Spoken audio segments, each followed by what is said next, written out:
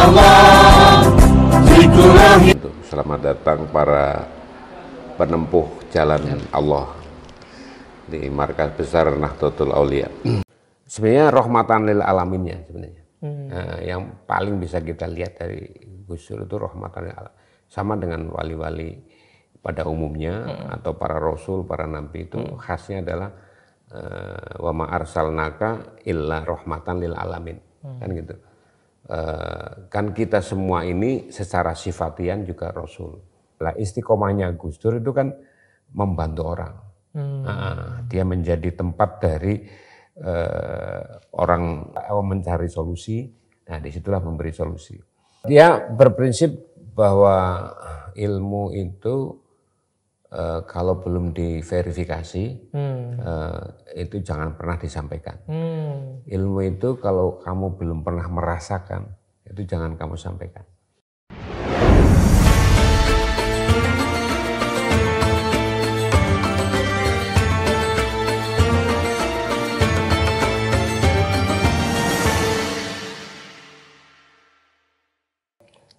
Kalau kita ngomongkan kewalian ini Mas ya, ada tokoh yang selalu disebut-sebut kewaliannya ini. Kita kenal Kiai Haji Abdurrahman Wahid atau Gus Dur gitu ya. Iya.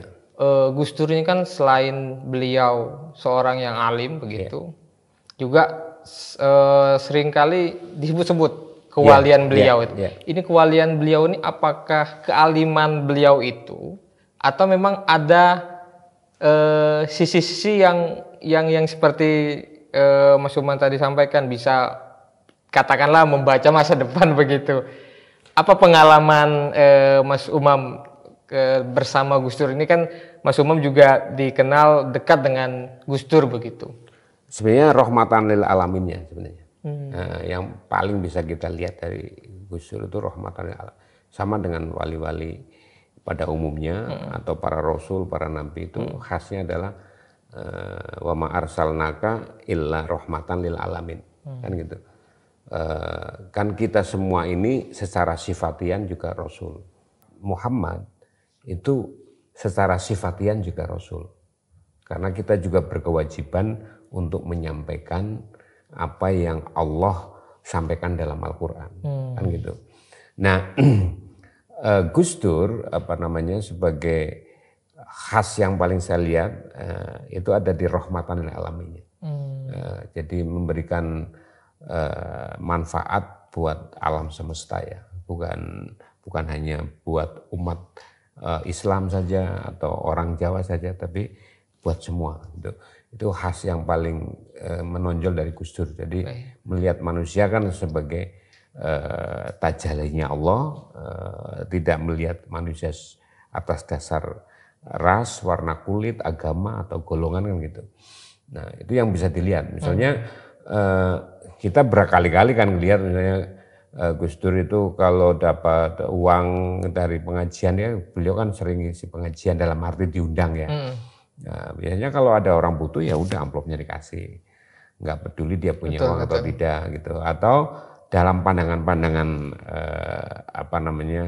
kebudayaannya, politiknya atau pandangan-pandangan yang menyangkut kemanusiaan pasti adalah pandangan untuk kebaikan bersama gitu. Itu yang paling menonjol. Jadi bukan karena dia bisa menebak orang masa depannya, bukan itu. Atau ada orang yang kelihatan bisa jalan di atas laut misalnya terus wali yang enggak lah gitu. Karomah itu ada di istiqomahnya. Al istiqomah khairun min alfi karomah kan. Istiqomah itu jauh lebih mulia berlipat-lipat dari sekedar karomah. Lah istiqomahnya Gus Dur itu kan membantu orang. Dia menjadi tempat dari orang mencari masalah, mencari solusi. Nah, disitulah memberi solusi.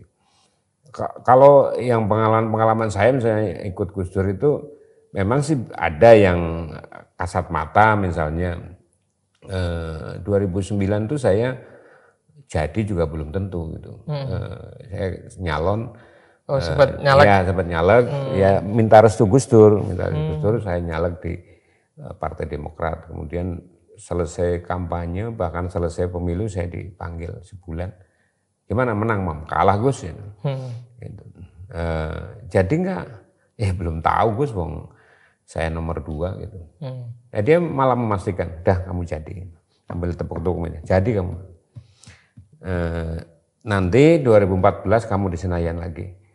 Mohon maaf Gus, ini kan 2009. Iya, saya tahu. Kalau saya ngomong belum selesai, jangan kamu potong. 2014 kamu di Senayan lagi. Jelas. Tapi setelah itu kamu berhenti. Nah saya 2014 sebenarnya nggak mau nyalon, tapi ya ada Mustafa yang selalu mendampingi Gus Dur di Ciganjur. Kiai Mustafa namanya. Sekarang punya pondok tahfidz di Parung. Mas Samar kan udah didoain Gus Dur 2014 di Senayan lagi, akhirnya saya nyalon. Jadi, gitu. Ya itu oke lah, itu secara kasat mata saya merasakan 2009 belum jadi aja dia udah memastikan, udah kamu jadi, 2014 kamu jadi lagi. Tapi bukan itu penanda-penanda kewalian. Ya mungkin itu bisa dibaca salah satunya, tapi yang lebih bisa kita pastikan adalah sifat rahmatan lil alaminnya. Gitu. Misalnya soal dia kalau mau bertahan jadi presiden kan bisa dengan segala cara. Tapi kan Gus Dur selalu mengatakan kekuasaan tidak harus dipertahankan dengan segala cara. Kan gitu. Makanya beliau keluar dengan celana pendek untuk menunjukkan presiden itu biasa saja. Gitu. Saya pakai celana pendek keluar dari dada, saya tidak merasa terhina juga. Saya ingin menunjukkan bahwa memang saya sudah lengser. Dengan legowo dia tinggalkan istana kan gitu. Betul. Iya. Gus Dur ini kan selain dikenal kewalian juga seringkali kontroversi nih ya, Mas Umam. Sebenarnya apa sih yang bisa Mas Umam jelaskan di balik kontroversinya si Gus Dur ini? Ya, meskipun kontroversi tapi satu pakem yang pasti bisa kita pelajari adalah jiwa ketauhidannya. Nah, misalnya beliau tahu bahwa usia kepresidenannya itu nggak lama. Karena tahun 98 itu beliau sowan ke Gusti Aji Purnomo Sidi. Ini tinggalnya di dekat-dekat kampung saya di Banyumas. Beliaunya sudah nggak ada, beliau meninggal tuh 85, syariatnya meninggal 85. Tapi Gus Dur dapat pesan lewat istrinya, istrinya dipanggilnya Eyang Gusti Haji. Pesan kepada istrinya, ini saya punya selendang hijau, nanti kamu kasih ya ke orang namanya Abdurrahman Wahid. Dia nanti akan jadi presiden. Tapi usia kepresidennya nggak lama. Nah, bunyainya ini, bunyai istrinya Eyang Gusti Haji itu nyari-nyari Gus Dur. Nah ada salah satu muridnya Eyang Gusti Haji namanya Pak Haryono yang kebetulan kenal Gus Dur. Akhirnya 98 datang ke Banyumas ke tempatnya Eyang Putri ya, Eyang Putri. Ya udah dikasih itu dengan pesan gitu. Jadi Gus Dur tahu presiden akan jadi presiden tapi nggak lama. Nah itu kan tauhidnya di situ sehingga tidak harus dipertahankan dengan segala cara kan gitu. Yang penting amanat sudah dia jalani gitu. Menyatukan bangsa yang pasca reformasi udah begitu keras kan, berbagai wilayah ingin merdeka kan gitu. Nah keberhasilan Gus Dur adalah menyatukan kembali Indonesia sehingga tidak ada yang ingin merdeka dari Indonesia. Dan terbukti ekonomi dari minus 4 di era Gus Dur menjadi plus 4. Jadi naik 8%. Apanya itu? Apa sih istilahnya? Kan semua presiden mentargetkan 7%. Pertumbuhan ekonominya. Era Gus Dur justru yang terbukti pertumbuhan ekonomi 8%. Dari minus 4 menjadi plus 4. Nah, itu kan rahmatan lil alamin. Benar. Ya, dan jadinya Gus Dur ini kan juga sempat menggemparkan jagat ya, Mas ya. Karena dipandang Gus Dur ini perwakilan dari santri yang kemudian jadi presiden. Sebelum itu apakah ada tanda-tanda gitu Mas ya? Oh iya, kalau ke kita yang terbatas sih sering dapat cerita dari beliau. Bagaimana itu Mas? Ya tahun 98 itu ketika Pak Habibie Presiden itu memutuskan untuk pemilu 99. Berarti kan 98 diberikan kebebasan mendirikan partai politik kan. Kalau nggak salah 99 nanti peserta pemilu 40 partai kalau nggak salah. Nah itu kebetulan ada seorang kiai dari Cilacap, pondok pesantren Al-Ihya Ulumuddin di Cilacap itu namanya Kiai Mustoleh Badawi. Mustoleh Badawi itu menyampaikan, beliau dapat isyarat dari Allah bahwa Gus Dur ini mau jadi presiden. Syaratnya harus punya partai politik sendiri. Nah itu makanya Gus Dur kan kemudian tahun 98 itu kan menjadi salah satu deklarator Partai Kebangkitan Bangsa gitu. Nah itu Kiai Mustoleh itu dalam kampanyenya tahun 99 itu nanti kita akan punya presiden seorang Habib, maksudnya keturunan Rasulullah kan gitu. Nah Gus Dur kan dari jalur Basaiban, Basaiban itu nyambung ke Rasulullah gitu. Nah itulah pentingnya bahwa Gus Dur itu selalu melihat atau bergerak itu tidak hanya di permukaan, tetapi juga bersama para kiai-kiai yang secara khusus punya mata batin dikasih sama Allah itu penglihatan-penglihatan yang khawas ya, ainul basirohnya itu kuat gitu. Nah dari petunjuk para ulama-ulama yang ainul basirohnya itu dikasih kuat itulah Gus Dur jalan gitu. Nah, jadi kadang-kadang Gus Dur tidak sebagai presiden itu kadang di luar pakem atau bahkan kontroversial. Bahkan sebelum jadi presiden juga kontroversial. Misalnya soal assalamualaikum boleh diganti selamat pagi, selamat siang kan gitu. Sederhana kalau Gus Dur. Dulu era di mana orang assalamualaikum pejabat itu takut. Pejabat mukodimah pidatonya assalamualaikum takut gitu. Padahal kan itu ucapan selamat. Ya ganti aja selamat pagi ya Gus Dur. Selamat siang, selamat sore. Akhirnya semua orang mempersoalkan dan pada akhirnya para pejabat justru semakin populer menggunakan assalamualaikum warahmatullahi wabarakatuh. Jadi di balik kontroversi itu ada tujuannya. Ada tujuannya, bukan sekedar kontroversial cari nama, tapi ada tujuannya gitu. Seperti dia saya ingat betul ketika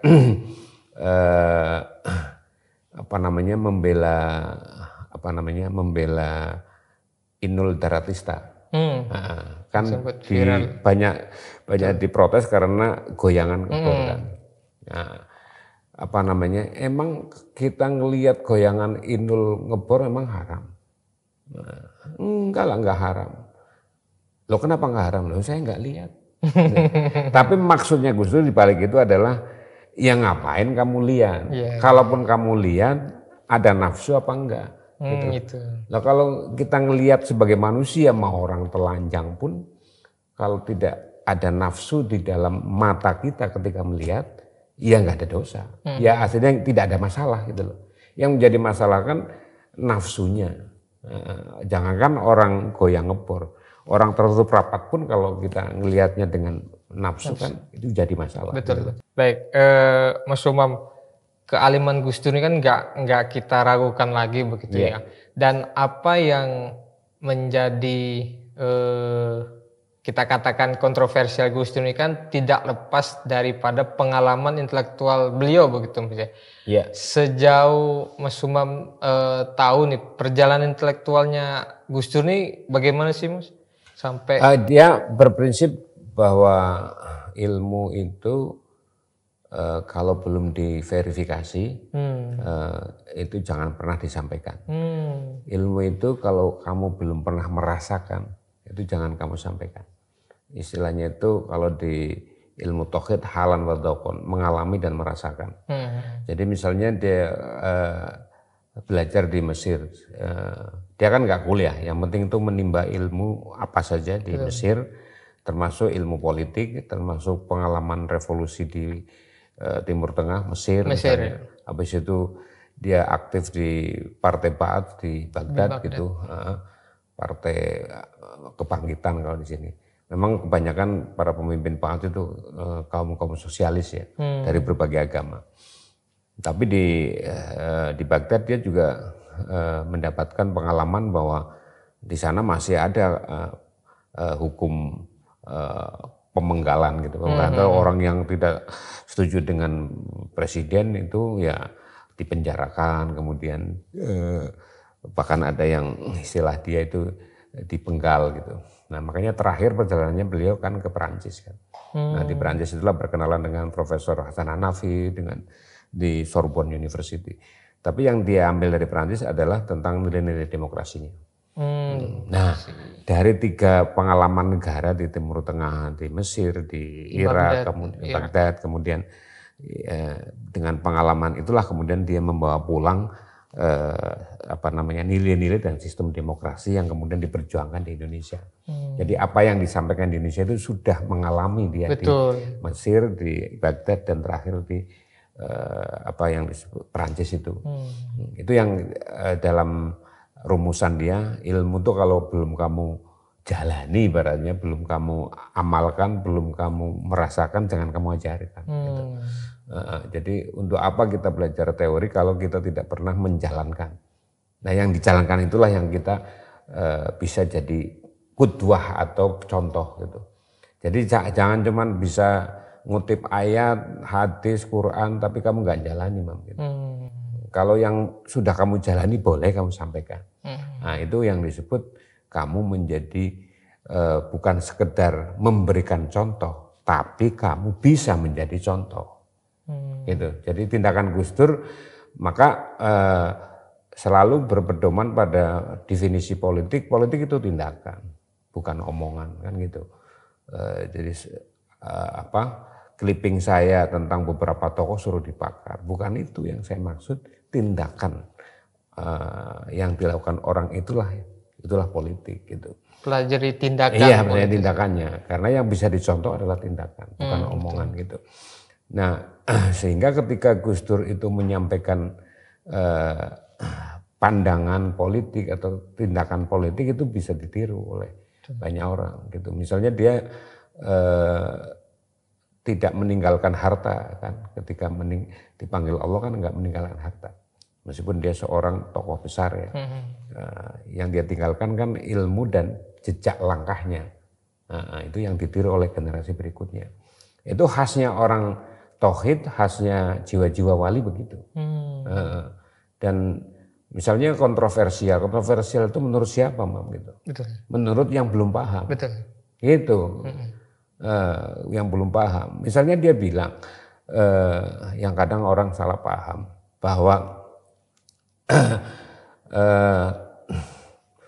setinggi-tingginya toleransi asal masih dalam batas kewajaran maka tidak ada masalah. Toleransi di luar batas kewajaran itu adalah ketika kita mentolerir pelanggaran hukum. Jadi dia itu misalnya ini hormat kepada semua etnis sejauh tidak melakukan pelanggaran hukum. Nah, jadi kita jangan cuma membaca, ayo kita sama sekian banyak etnis kita akomodasi. Dilihat dulu ada pelanggaran hukumnya enggak. Kalau ada pelanggaran hukumnya ya, jadi kadang-kadang Gus Durian itu suka salah paham gitu loh. Sekarang mohon maaf kan banyak para pelanggar hukum atas nama toleransi yang berbeda etnis kita tetap maklumi, nggak bisa kata Gus Dur. Jadi toleransi itu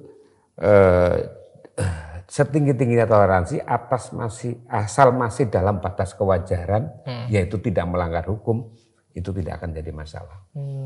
Ya menarik itu, kontroversi itu bagi yang tidak paham ya, iya. Karena memang banyak orang yang mengatakan masyarakat Indonesia kan belum mampu menerima ilmunya Gus Dur begitu. Ya, kira-kira 10 langkah Gus Dur kita baru paham satu langkahnya. Langkah begitu. Ya, kira-kira gitu. Ya. Baik. Terakhir Mas, Gus Dur ini kan dikenal dengan, mohon maaf, presiden yang kere, yang ya mungkin adalah kesederhanaan, Sederhanaan. Itu apa sih Mas Umam, dalam konteks kepemimpinan apa yang ingin Gus Dur ajarkan sih sebenarnya? Jadi saya beberapa kali ya, memang Gus Dur kan pasca lengser presiden kan selalu membaca kitab Al-Hikam karya Ibnu Athaillah As-Sakandari, terutama pada bulan puasa ya, Ramadan. Nah itu yang paling sering dia sampaikan ke teman-teman yang ngaji di situ, itu kalimatnya Syekh Athaillah itu, la tashab man lam yunhiduka haluhu walayadulluka maquluhu ilallah. Jangan kau temani ya orang-orang yang tidak membangkitkan jiwamu kepada Allah. Atau orang-orang yang tidak mengajakmu kepada Allah. Nah, sehingga dalam hidupnya itu Gus Dur kelihatan sekali. Misalnya untuk apa harta ditumpuk kalau tidak ada kepentingan untuk perjuangan atau untuk kemanusiaan, untuk orang lain kan gitu. Jadi kesederhanaan hidupnya itu didohirkan dalam perilaku sehari-hari. Kalau ada orang minta duit walaupun saya tahu dia bohong. Saya pernah protes sekali karena saya suruh ngitung duit, setelah itu ada orang datang dan saya tahu orang itu biasa berbohong. Kasih mam, kasih. Kamu jangan iri, jangan minta. Nah setelah pergi orang yang dikasih itu saya protes sama Sobari. Gus, itu kan orang gak jelas, penipu saya bilang gitu. Gini mam, saya taunya dia datang dan butuh, saya punya uang maka saya kasih. Soal dia nipu urusan dia, gitu. Yang dilihat itu adalah orang butuh, setiap orang butuh kok minta, kamu ada harus kamu kasih. Nah sehingga dia tidak terbiasa menyimpan uang, itu yang disebut kesederhanaan ketika memberikan sesuatu yang dia cintai kepada orang lain kan.